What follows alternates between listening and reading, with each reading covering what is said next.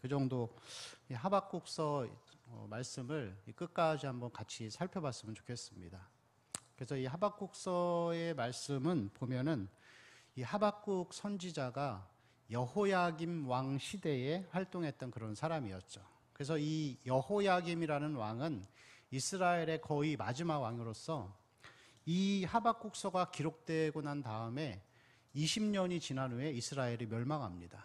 외세 침략에 의해서 이제 멸망하죠. 그래서 우리가 읽었던 이 5절에서 11절에 나오는 하나님의 말씀의 예언이 20년 후에 실현되고 이스라엘 백성들은 나라 잃은 서름에 빠지는 그런 이제 끔찍한 일을 겪게 되는 것이죠. 이 하박국 선지자 그리고 이 하박국 말씀은 그 2장 4절의 말씀, 2장 4절에 보면은 마지막 부분에 의인은 그의 믿음으로 말미암아 살리라. 그것이 이 하박국서 전체의 이 주제라고 할 수가 있습니다. 그리고 이 말씀에 나오는 그 시대, 이 시대는 이 사회적인 타락과 또 종교적인 부패, 그러한 시대 가운데에서 그리스도인이 어떻게 살아야 하는가, 믿음으로 살아가는 것이 과연 무엇인가를 우리에게 보여주고 있습니다.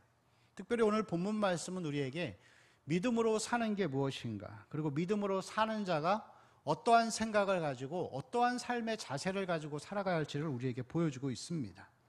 그래서 본문의 구조를 보면은 1절은 글쓴이가 누구인지를 먼저 소개하고 있죠. 그러면서 자신을 선지자로 소개하는데 그는 이스라엘 이 선지자들 중에서 특별히 이 선지자를 전문 직업으로 갖고 있었던 이 선지자의 그 일만 했던 그런 사람이라고 할 수 있습니다. 그리고 2절부터 4절까지의 말씀은 하박국의 하나님을 향한 하박국의 호소라고 할 수 있는데 이 공의가 무너진 사회를 바라보는 이 답답한 심정을 그가 표현하고 있습니다. 그리고 5절에서 11절까지는 이 하박국의 이 외침과 부르짖음에 대해서 하나님이 응답하고 계신다는 그 내용을 보여주고 있죠. 그래서 하나님의 응답은 심판으로 가득 차 있는 것을 볼 수가 있습니다. 우리 1절을 같이 읽을까요? 시작.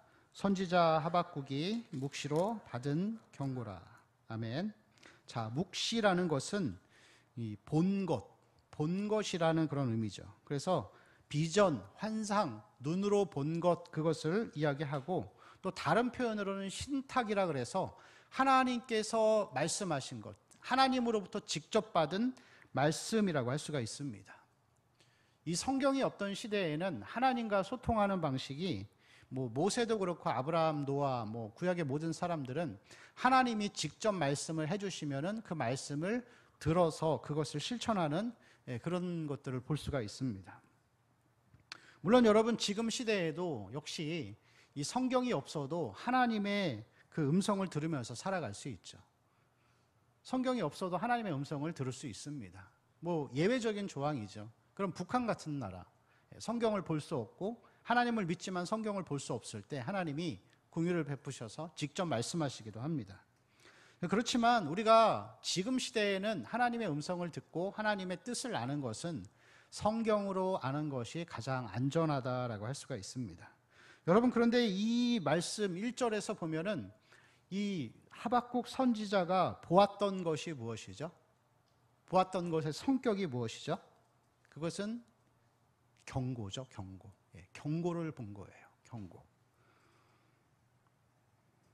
여러분, 하나님이 가끔 여러분에게 찾아오셔서 때로는 말씀으로, 또 때로는 체험으로, 혹은 또 꿈을 통해서 여러분 하나님 만나주실 때 있죠.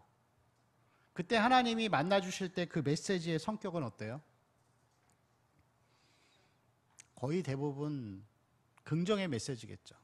하나님이 너를 지켜주신다, 너와 함께 하신다. 근데 우리는 경고의 메시지는 잘 못 듣죠. 그렇죠?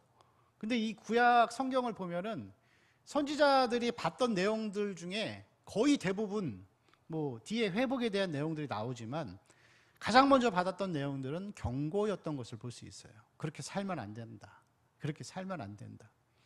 근데 우리는 하나님이 우리에게 뭔가를 말씀하실 때, 저도 맨날 봅니다. 이 스마트폰을 보면서 보면은 그 앱이 깔려 있잖아요. 그래서 오늘의 말씀, 제가 뭘 잘못 건드렸는지 이 12시가 딱 넘으면 오늘의 말씀이 이렇게 딱 떠요. 그러면 딱 보고서 나와 함께 하시는 하나님. 근데 뭐 다른 거 예. 회개하라. 예? 자야지. 그렇게 돼요. 근데 우리는 끊임없이 하나님의 말씀, 하나님을 볼 때에 내 기준으로 자꾸 보려고 하는 거예요. 내가 원하는 대로 하나님을 제한하고 그냥 긍정의 하나님으로만 보고 싶은 거예요.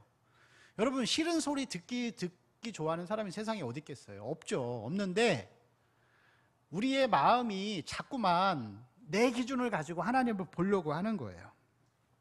근데 선지자가 본 것은 경고였죠.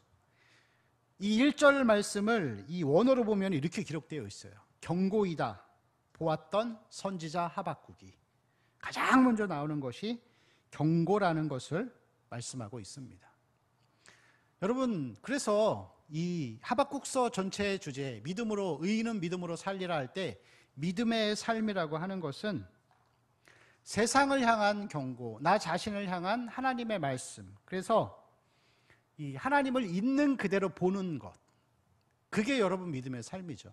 내 기준으로 보는 게 아니라 하나님의 기준, 하나님의 입장에서 보려고 애를 쓰는 것. 저도 잘 안 됩니다. 잘 안 되지만 우리 자신에 대해서도 경고의 메시지를 우리가 달게 수용할 수 있는 자세가 필요한 것이죠. 그리고 특별히 이 믿음의 삶이라고 할 때 하박국이 받던 이 경고는 자기 개인의 삶과는 관계가 없는 나라와 민족 그리고 영적인 상황들에 대한 그것을 보았던 것이죠.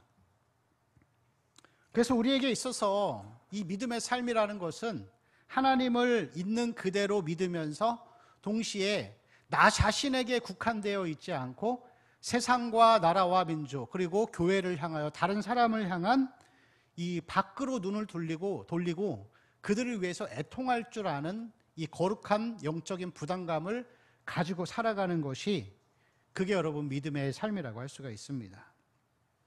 2절 말씀 우리 같이 읽을까요? 2절 시작. 여호와여, 내가 부르짖어도 주께서 듣지 아니하시니 어느 때까지리까?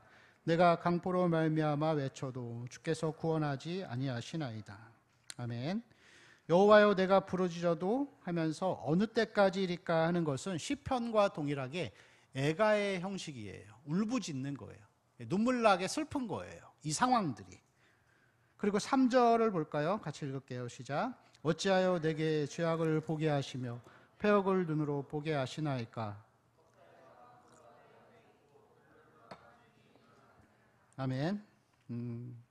나라의 상황이 어떠한지를 보여주고 있는데, 첫 번째는 겁탈과 강포가 있다 그랬어요. 이 겁탈과 강포라는 표현은 약탈과 폭력을 의미하죠. 그래서 약탈과 폭력, 이것은 여러 가지 폭력적인 일들을 이야기하는데, 그래서 육체적인 폭력, 그리고 여러분 우리나라도 별반 다를 바 없죠. 학교 폭력, 아이들의 그런 잔인한 폭력성들, 그리고 성적인 폭력들, 언어 폭력 다 포함되겠죠. 그리고 변론과 분쟁은, 변론은 갈등과 불화와 다툼이라는 의미고, 분쟁은 자기 주장을 얘기하는 거예요. 언쟁과 자기 주장. 그래서 변론은 갈등과 불화, 다툼. 그래서 가정 가운데 부부가 갈등하고 사회와 정치, 여러 이렇게 사회가 계속 분열되고 분리되고 자기 주장만은 옳다고 하면서 사회가 분열되고 있는 그 모습을 보고 있는 것이죠. 그리고 분쟁은 자기 주장, 자기 말이 진리인 시대가 되었죠.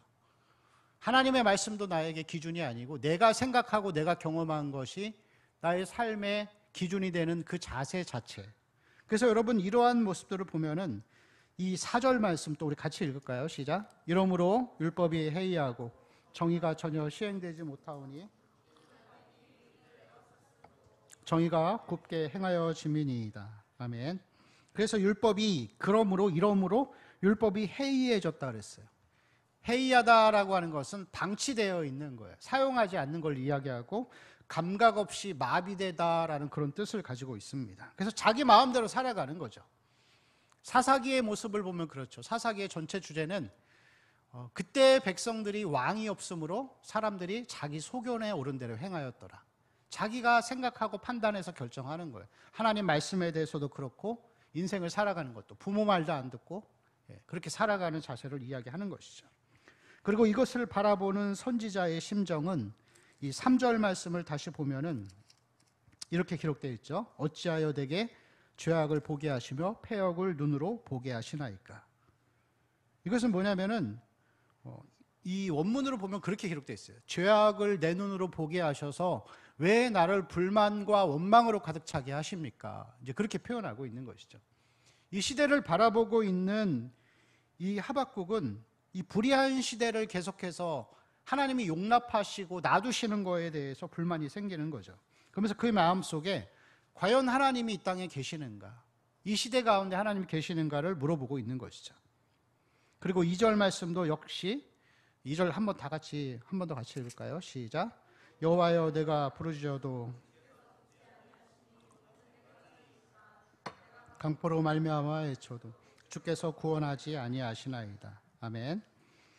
자, 그래서 이 2절 말씀은 애가의 형식으로 그가 이 울고 있는 그런 모습을 보여주고 있는데, 여기서 이 말씀을 이야기하면서 이 하박국은 이 경고라는 표현, 1절에 나오는 묵시로 받은 경고라는 표현을 이야기하는데, 이 경고라는 것이 이 영어로 burden이라는 뜻이에요. burden, burden이라고 해서 부담감, 마음을 짓누르는 이 짐, 그런 것을 얘기하는 거예요. 그래서 이 하박국은 개인의 삶에 대한 내용을 이야기하지 않고 자기와 전혀 어떻게 보면 전혀 관계가 없는 사회, 이 종교의 이 문화적인 부조리함과 세상을 향한 마음의 거룩한 고통으로 가득 차 있는 거예요. 그게 여러분 믿음의 삶이에요. 하박국과 같이 공동체를 바라보면서 썩어 있는 교회를 보면서 혹은 부조리가 넘쳐나는 이 사회와 세상과 정치를 보면서 거룩한 부담감을 가지고 살아가는 자세, 여러분 그게 믿음의 삶이라고 할 수가 있습니다. 우리가 그러한 마음을 소유하면서 시대를 바라보고 아파하고 교회를 보면서 아파하며 살기 위해서는 우리에게 한 가지가 필요한데, 시대를 바라보는 분별력이 필요한 것이죠. 누가복음 12장 54절에서 56절 말씀을 보면은 예수님이 이렇게 말씀하십니다. 또 무리에게 이르시되 너희가 구름이 서쪽에서 이는 것을 보면 곧 말하기를 소나기가 오리라 하나니 과연 그러하고, 그 다음이요, 같이 읽을까요? 남풍이 부는 것을 보면 말하기를 심히 더우리라 하나니 과연 그러하니라. 외식하는 자여 너희가 천지의 기상은 분간할 줄 알면서 어찌 이 시대는 분간하지 못하느냐. 여러분 우리가 그렇잖아요. 구름이 많이 끼면 비가 올 거를 예상하잖아요. 예? 습도가 높으면은 비가 올려나 보다, 그런 천지의 기상은 분간하는데, 이 시대를 바라보면서 왜 이 시대가 이렇게 부조리하고 왜 이렇게까지 됐는지 우리는 거기에 대해서 이해도 안 되고 잘 모르는 거예요. 모르니까 세상에 대한 부담감이 없고 이 공동체에 대한 부담감이 없는 것이죠. 여러분 우리가 이 역사를 보게 되면은, 과거의 역사를 알면은 현재의 사회의 모습이 왜 이렇게 됐는지를 알 수가 있어요. 그리고 이것을 통해서 미래를 계획하고 좀 더 바른 방향으로 나아갈 수가 있습니다.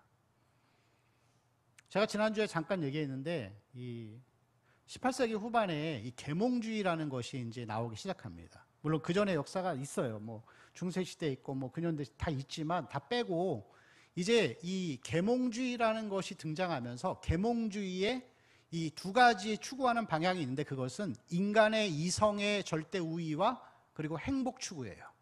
그래서 여러분 계몽주의를 통해서 나온 게 뭐라고요? 성형수술이죠. 과학과 인간 행복의 승리예요, 이것은. 그래서 여러분 계몽주의가 인간의 이성과 행복을 계속 추구하는 거예요. 그래서 여러분 이 계몽주의를 통해서 인간의 이성이 높아지다 보니까, 그리고 행복을 추구하다 보니까 문명이 급작스럽게 발전하기 시작하는 거예요. 그래서 비행기도 만들어지고 뭐 기차도 나오고 전기도 개발이 되고, 그러면서 사회가 갑자기 이렇게 막 문명이 발달하게 되죠. 그러면서 사람들의 마음속에 그런 마음이 드는 거예요.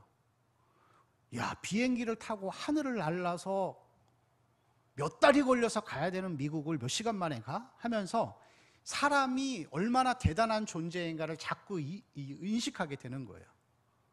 그리고 그러한 모습을 통해서 사람들의 마음속에 낙관주의라는 사상이 들어잡기 시작하는 거죠. 낙관주의. 야, 사람만으로 이 세상에 유토피아를 건설할 수 있겠구나. 하나님이 이제 필요 없구나. 이제 그 생각이 사로잡히는 거죠. 그리고 그렇게 1900년도로 이렇게 들어오게 됩니다. 그리고 1900년도로 들어올 때 이 인간이 얼마나 위대한지를 자꾸만 나타내고 드러내는 교만에 대해서 하나님이 심판을 하시는데 그 심판이 1, 2차 세계대전이에요. 인간의 모든 이 교만과 이 어리석음들을 하나님이 한 방에 그냥 다 심판하시는 거죠. 그리고 사람들이 혼돈에 빠지는 거예요. 충격에 빠진 거죠. 인간이 얼마나 잔악하고 악랄하고 잔인한가를 스스로가 보게 되죠. 그러면서 회의주의에 빠져서 이 회의주의와 혼돈 가운데 나오기 시작한 사상이 포스트 모더니즘입니다. 절대 진리가 없어지고 사람이 절대 우위에 있고 그냥 내가 생각하는 게 진리인 거예요. 그리고 또 한 가지가 나오는데 이 종교적인 다원주의가 나옵니다. 그래서 너도 신이 될 수 있고 나도 신이 될 수 있고. 그래서 여러분 요즘에 우리 젊은 친구들 보면은 이제 뭐 중고등학생들도 많은데 그런 친구들 많아요. 왜 꼭 교회만 다녀야지 천국 가냐? 네? 그러면서 그것이 옳지 않다고 하고 독단적이라고 얘기를 하는 거죠. 다니지 마요. 뭐하러 다녀? 하나님 부정하는 건데. 근데 그러한 이 종교다원주의와 포스트 모더니즘 가운데에서 이 포스트 모더니즘은 종교적인 색채가 굉장히 강해요. 그래서 이성과 이런 것보다 이성과 사고와 생각보다 느낌과 감정과 체험을 중요시 여기고 종교적인 색채가 짙어지는데 그래서 여러분 요즘에 이 한국 사회에도 많이 나타나는 게 종교적인 이 색채를 가진 문화들이 많이 발전하는 거예요. 그런 뭐 사주 카페나 뭐 이런 것들 있잖아요. 그런 종교적인 색채를 가진 것들이. 그리고 그것이 마치 우리의 나침반인 것처럼 그렇게 믿게 되는 거죠. 이러한 사상 가운데에서 인간의 이성과 사고를 중요시 여기지 않고 느낌과 체험과 감정을 중요시 여기는 이 포스트 모더니즘이라는 사회 가운데에서 교회도 보면 말씀을 듣다가 나랑 맞지 않으면 안 받아들이는 거예요. 받아들이지 않고 불편해하고 긍정의 메시지만 좋아하게 되는 것이죠. 근데 여러분 우리가 이 시대를 바라보면서 이 역사를 보고 현재를 보면은 이 사회가 이렇게 흘러가고 있는 방향들을 보면서 이 모든 문화들이 반기독교적이라는 것을 우리가 알면서 애통한 마음을 갖는 거예요. 근데 우리가 이렇게 그리스도인이 세상에 대한 아무런 부담감이 없이 살아가는 이유는 역사에 대한 무지라고 할 수가 있습니다. 그래서 우리는 시대의 분별 없이 문화라는 탈을 쓰고 들어온 이러한 반기독교적인 사상의 희생물들이죠. 우리가 다 믿음으로 살지 않는 것은. 나만 아는 거예요, 나만. 그리고 이 포스트 모더니즘과 이 종교다원주의 시대를 살아가는 자들에게는 두 가지의 아주 이 공통점, 그 특징이 있는데 하나는 피상성이에요. 깊게 생각하지 않는 거죠. 그냥 가는 대로, 느낌대로 가고 오늘 먹고 죽자 뭐 이렇게 사는 거죠. 이성적으로 판단하지 않죠. 신념보다 느낌과 감성을 중요시하죠. 그래서 이러한 이 시대를 바라보면서 내적으로 얼마나 이 시대가 영적으로 심각한 상황인가 그런 거 관심이 없어요. 심각성, 진지함 이런 것들은 중요하지 않고 겉으로 드러나는 것만을 보고 생각하고 판단하죠. 그래서 겉으로 나타나는 것만 중요시 여기는 시대가 되는 거예요. 여러분 기자들을 가리켜서 비하하는 말이 있죠. 기자를 비하하는 말. 기레기라 그래요. 기자, 쓰레기 뭐 그렇게 얘기를 하더라고요. 근데 왜 그럴까요, 여러분? 저도 이제 인터넷 보면서 기사를 많이 보는데 너무 형편없는 기자들이 많은 거예요. 남의 것 갖다가 짜집기 하고 전문 지식도 없고 그냥 남이 들었던 얘기들 들어가지고 자기가 사실에 입각해서 그 기사를 쓰는 게 아니라 그냥 이렇게 쓰는 거예요. 대충 들은 내용 짜집기 해가지고. 지금은 어떨지 모르겠는데 제가 그 일을 할 때에는 대부분의 기자들이 그 한 방송사의 신문 기사를 가지고 75% 이상이 짜집기해서 쓴 게 기사였어요. 그리고 겉으로만 그냥 대충 깊게 알아보지 않고 사실 관계 여부가 중요하지 않고 겉으로 드러나고 자극적이고 그런 걸 되게 중요시 여기는 거죠. 요즘 사람들이 여러분 외모 중심주의로 가는 것도 그거예요. 깊게 생각하지 않고 그냥 눈에 보이고 느낌으로 느껴지는 게 중요한 것이죠. 비난하고 사람들에게 악플을 다는 것도 다 똑같습니다. 아무 생각 없이 그냥 자기 느낌대로 써버리는 거죠. 그리고 이 시대를 살아가는 사람들의 특징은 피상성과 더불어서 개인주의가 되었어요. 개인주의. 계몽주의의 영향으로부터 쭉 가서 지금까지 보면은 개인주의가 너무 강해져서 뭐든지 자기중심 그리고 개인의 행복이 우선이 된 거죠. 디모데후서 3장 1절에서 5절 말씀을 보면은 이제 그런 말씀이 있습니다. 같이 읽을까요? 시작. 너는 이것을 알라. 말세에 고통하는 때가 이르러 사람들이 자기를 사랑하며 돈을 사랑하며 자랑하며 교만하며 비방하며 부모를 거역하며 감사하지 아니하며 거룩하지 아니하며 무정하며 원통함을 풀지 아니하며 모함하며 절제하지 못하며 사나우며 선한 것을 좋아하지 아니하며 배신하며 조급하며 자만하며 쾌락을 사랑하기를 하나님 사랑하는 것보다 더하며 경건의 모양은 있으나 경건의 능력은 부인하는 이 같은 자들에게서 내가 돌아서라. 1절을 다시 보여주시겠어요? 자, 1절을 보면 너는 이것을 알라. 말세에 고통하는 때가 이르러. 그 다음 절 2절이요. 자, 사람들이 누구를 사랑한다고요? 자기를 사랑하죠. 여러분 뒤에 나오는 내용은 자기를 사랑한다라는 전제 아래서 나오는 열매를 얘기하는 거예요. 자기를 사랑하기 때문에 돈을 사랑하고 자랑하고 교만하고 비방하잖아요. 그래서 이 시대를 살아가고 있는 우리의 특징은 개인주의죠. 자기중심, 개인의 행복을 계속 이제 이야기를 하는 것이죠. 근데 자기밖에 몰라요. 젊은 세대로 갈수록 더한 것 같아요. 물론 여러분 우리도 가족에게 잘하죠. 아무리 자기밖에 몰라도 가족에게 잘하는 사람도 많습니다. 근데 여러분 신학적으로 보면은 가족에게 잘하는 것은 빗나간 자기 사랑이에요. 가족에게 잘함으로 자기가 만족과 행복을 얻으려고 하는 것이죠. 그래서 이 세상 가운데 나타나는 세상의 모습, 사회의 모습을 보면은 사람들이 자기밖에 모르는 거예요. 부자들은, 가진 자들은 계속 자기 것만 더 가지려고 하는 거죠. 예?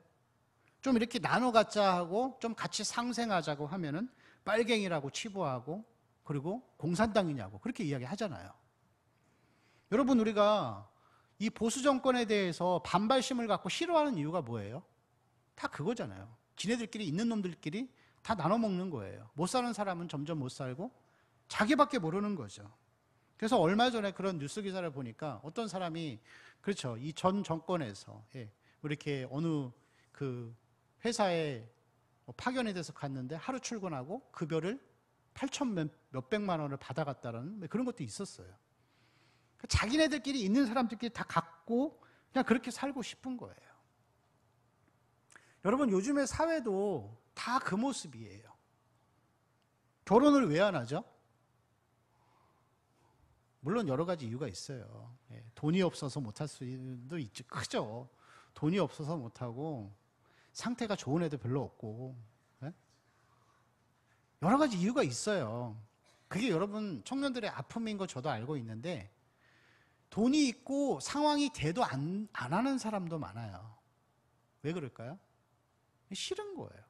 책임지는 거 싫고 그냥 자기 위해서 살고 싶은 거예요. 그렇잖아요. 자기 위해 살고 싶은 거예요. 그럼 여러분 왜 이혼해요? 싫은 거예요. 갈등이 싫고 그냥 내 행복을 침해하니까 나만 알고 살고 싶은데 그러니까 책임도 없고 희생도 안 하고 그냥 자기 중심으로 살아가는 거죠. 그게 여러분 이 시대의 모습이죠. 우리는 그래서 다 반기독교적인 문화의 희생물들이라고 할 수 있습니다. 이 사상에서 우리가 거슬러 올라가기 위해서는 하나님의 말씀에 입각해서 그 말씀 가운데에서 진지하게 고민하고 사고하고 기도하는 모습이 필요한 것이죠. 그럼 여러분 우리는 어떤가요? 그리스도인인 우리는 어떨까요? 영적인 나눔들 우리에게 필요하지 않을까요? 우리 청년들 가운데 재정적으로 어려움 있는 청년들이 있으면은 좀 도움의 손길을 줄 수 있어야 되지 않을까요? 나만 위해서 살지 않고. 개인의 행복을 위해서 해외여행 가는 데는 그 많은 돈을 쓰면서도 남을 위해 쓰지 않는 우리의 모습들 보면은 참 우리도 나만 알고 사는 모습이 강한 거죠. 이 나눔이라는 것은 그냥 물질의 나눔만이 아니라 영적인 나눔도 필요한 것이죠. 나라와 민족을 위해서, 여러분 교회를 위해서, 영혼 구원을 위해서, 여러분 위해서만, 가족 위해서만 기도하지 말고 공동체 위해서도 좀 기도하세요. 우리 임팀 리더들도 좀 반성 좀 하세요. 모임도 잘 안 나오고 그렇게 그냥 자기 하고 싶은 대로 살면은 뭐 어떡하려고요, 저보고. 이 시대 그리스도인들이 그런 거예요. 신앙적인 개인주의, 시대적인 책임감은 뭐 그거는 생각도 못하고 공동체를 위해서도 잘 기도하지 않는 거예요. 그냥 나 중심의 신앙, 나에게 오신 하나님. 그래서 묵상을 볼 때도 나에게 소망을 주시는 하나님, 우리 자신만 알면서 살아가는 것이죠. 5절에서 11절의 말씀을 보면은 하나님이 하박국의 외침에 대해서 응답을 하시는데, 여러분 그 하박국서 1장 12절 말씀 같이 읽어볼까요? 시작. 선지자가 이르되 여호와 나의 하나님,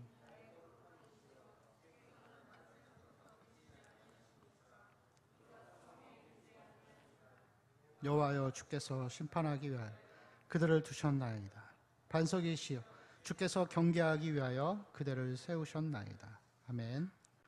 자, 선지자가 원한 것은 멸망이 아니었습니다. 하나님의 심판이 아니었죠. 근데 하나님은 6절 말씀부터 보면은 갈대아인을 일으켜서, 갈대아인은 바벨론 사람이죠. 그리고 실제로 20년 후에 전쟁이 나고 바벨론 사람들이 쳐들어와서 이 이스라엘을 다 초토화 시켜버립니다. 토성을 쌓고 어린아이까지 다 죽여버리고 나라를 없애버려요. 없애버리고 바벨론으로 다 끌고 가서 거기서 70년이라는 시간을 이 노예로서, 포로로서 살게 되죠.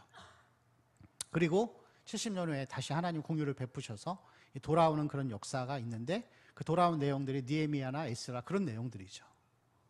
그리고 이렇게 포로로 잡혀가서 살아가는 그 모습들은 뭐 다니엘 뭐 그런 사람들이었고요.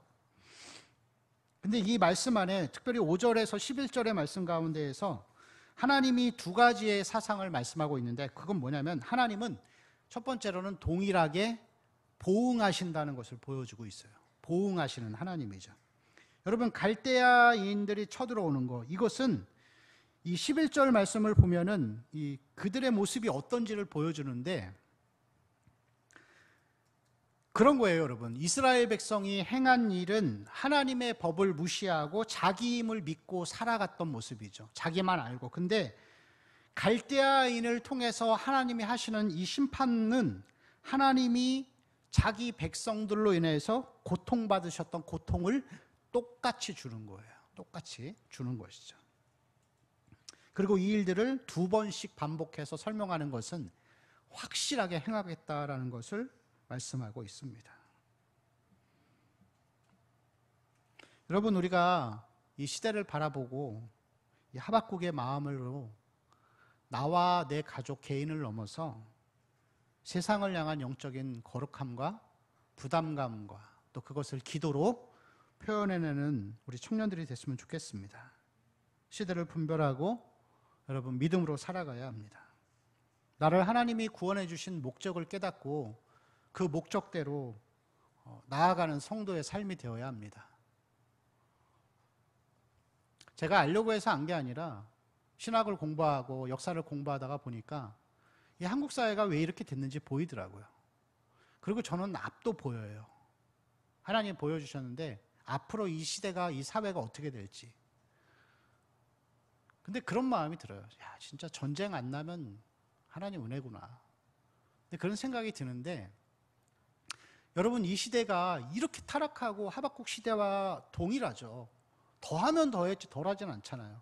그럼에도 여러분 하나님이 이 시대에 긍휼을 베풀어 주시고 전쟁이 안 나게 하시고 경제적으로 폭망하지 않게 하시는 이유가 있어요. 그게 뭐냐면은 하박국과 같은 믿음으로 진리로 사는 소수의 바알에게 무릎 꿇지 아니한 사람들 때문에 그러시는 거예요. 그들이 하나님의 공유를 불러오는 거예요. 하나님이 아브라함에게 나타나서 말씀하시잖아요. 심판하지 않겠다. 의인이 몇 명만 돼도 10명만 돼도 소돔과 고모라를 심판하지 않겠다. 하나님이 이 사회를 바라보시면서 이 타락하고 부패한 나라와 민족을 보면서 교회를 보면서도 하나님이 심판하시지 않고 계속 공유를 베푸시는 이유는 우리 안에서 바알에게 무릎 꿇지 아니한 7천 명이 있기 때문에 하나님 봐주시는 거예요. 여러분 교회도 그래요. 우리 교회가 하나님이 사랑하시고 이렇게 아끼시는 이유가 뭘까요? 그리고 하나님이 이 교회가 유지되는 방식이 뭘까요? 뭐 재정으로 유지될까요? 사람이 많아서 유지될까요? 그런 거 아니에요. 우리 안에서 정말 믿음으로 살기를 애쓰고 영적인 믿음의 눈을 가지고 살고자 하는 소수의 진리를 사모하고 그 사람들이 있기 때문에 하나님이 교회를, 공동체를 붙들고 계신 거예요. 그게 우리가 돼야 되죠. 몇 명의 소수 때문에 하나님이 긍휼을 베푸시고 심판하시지 않는 그런 모습이라고 할 수가 있습니다. 예수 그리스도의 삶이 그러셨죠. 자기 자신을 위해서 살지 않고 세상을 향하여서 자기 자신을 내어드린 그 삶이었음을 볼 수가 있습니다. 제가 청년들한테 올 초에 부임을 해서 우리 청년들한테, 특히 임팀 우리 섬김이들한테 아무것도 시키지 않았습니다. 행사도 하지 마, 아무것도 하지 마, 말씀 보고 기도해. 그 청년들 좀 힘들었죠. 아무것도 하지 않는 자기를 보면서 정체성이 막 혼란이 왔을 수도 있어요. 근데 여러분 제가 좀 힘들 거 예상하면서도 일부러 그렇게 시켰습니다. 말씀과 기도 생활 가운데 계속 자기 자신을 하나님 앞에 경건하게 드리는 훈련을 하라고 한 거예요. 근데 여러분 후반기는 이제 이 자기 자신에게 집중되는 것을 넘어서 다른 사람을 바라볼 수 있었으면 좋겠어요.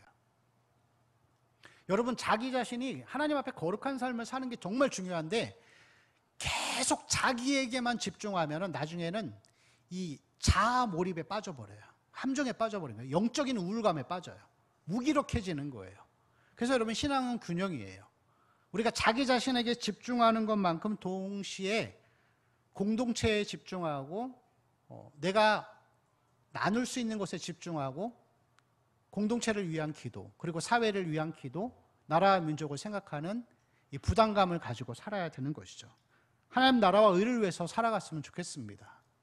여러분 우리 자신에게 집중하는 것만큼이나 여러분 영혼을 살리고 또 공동체를 살리는 일에 우리가 같이 집중했으면 좋겠어요.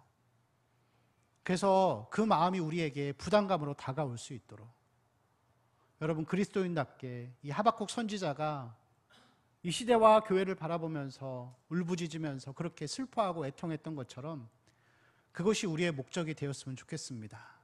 나 자신을 넘어서 하나님을 바라보고 그 가운데에서 또 우리 잃어버린 영혼을 위해서 함께 애통하며 기도하며 나아갈 수 있는 이 하반기가 되었으면 좋겠습니다. 우리 찬양하고 같이 기도하겠습니다.